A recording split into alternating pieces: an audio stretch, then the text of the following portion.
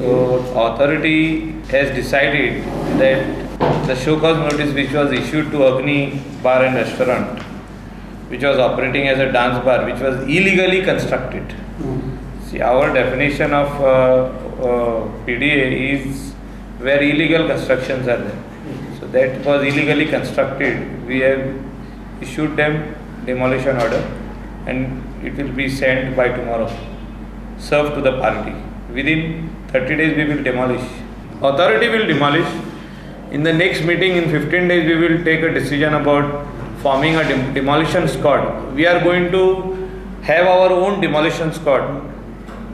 We are not going to ask the demolition squad from the deputy collector or anything like that, because the authority has full powers to arrange for their own demolition squad. We can ask for a JCB on rent, we can bring in laborers, and we can whatever illegal structures are there, after serving notices, after serving the demolition, we have the right to demolish.